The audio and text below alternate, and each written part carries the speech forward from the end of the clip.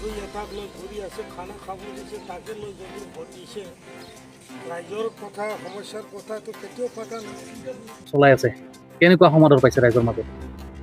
বহু মই ৰাইজৰ মানে কি সঁহাৰি পাইছোঁ আৰু মই 100% নিশ্চিত যে এইবাৰ মই বিপুল ভোটত বিজয়ী হ'ম। কি কি মূল ইছ্যু লৈ আপুনি ৰাইজৰ মাজলৈ সোমাইছে?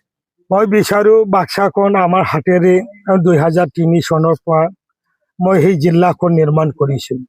আজি বাক্সা জিলাত ইয়াত বহুতো অনুষ্ঠান প্ৰতিষ্ঠান যিটো হৈছে এইটো আমাৰ দ্বাৰা হৈছিল। আজি ইয়াত পলিটেকনিকে কওক, ডাইডে কওক, BEd কলেজে কওক, পলিটেকনিকে কওক, মডেল ডিগ্ৰী কলেজে কওক, কল্ড ষ্টৰেজে কওক, আৰু ইয়াত আপোনাৰ খাৰুৱাজানত ওমেনসকলৰ এম্পাৱাৰমেণ্টৰ কাৰণে আমি ইয়াত বৃহৎ ডাঙৰ এটা ইণ্ডাষ্ট্ৰী আমি পাতিছোঁ, হেণ্ডলুম এপাৰেল পাৰ্ক। আৰু তাৰ বাহিৰে ইয়াত এই বিগত সময়ত যিবোৰ অৱস্থা আছিলে গাঁওবিলাকত 2003 চনত আগত ইয়াত বিজুলী বাতি নাছিল, গাঁওবিলাক আমি অন্ধকাৰত আছিল, আমাৰ যাতায়াত ব্যৱস্থাৰ অৱস্থা সুচল নাছিল, কাৰণ ইয়াত পাকা ৰাস্তাৰ কথা বাদ দি শিলৰ ৰাস্তা, মাটিৰ ৰাস্তাও নাছিল।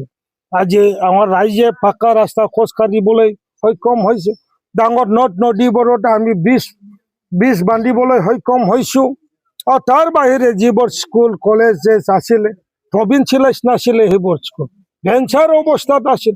আজি আমাৰ LP স্কুলবোৰ গোটেই বিল্ডিং হৈ উঠিল, ইয়াৰ কাৰেণ্ট আছে, খোৱা পানীৰ ব্যৱস্থা আছে, ৱাল বাউণ্ডাৰী আছে, এইবোৰ আমাৰ দিনত হৈছে। আৰু স্কুলবোৰ প্ৰভিঞ্চিয়েলাইজ হ'ল, মাষ্টাৰবোৰ ৰেগুলাৰ হৈ গ'ল। আজি কলেজৰ মানে অৱস্থাবোৰো এইবিলাকো আমি প্ৰভিঞ্চিয়েলাইজ কৰিবলৈ সক্ষম হৈছোঁ। মচলপুৰ যথেষ্ট উন্নত হৈছে আৰু মচলপুৰক আমি অতি আটক ধুনীয়াৰে আমি সজাব বিচাৰোঁ।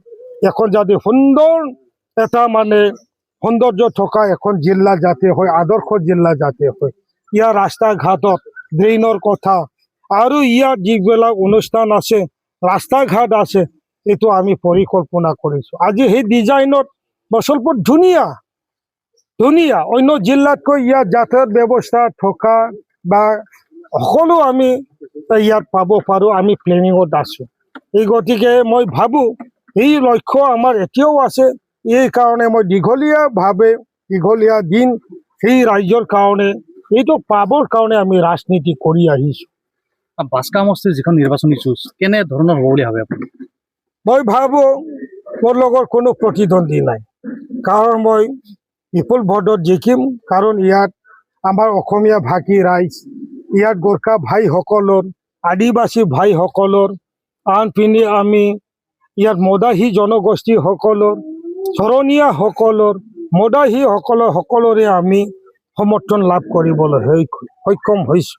গতিকে ইয়াত সকলো জাতি জনগোষ্ঠীক মই আদৰি লৈছোঁ, কাৰণ মই নিৰ্দলীয়। কালিলৈ যদি চৰকাৰ হয়, নিৰ্দলীয় হ'ল আটাইতকৈ দামী বিধায়ক হয়।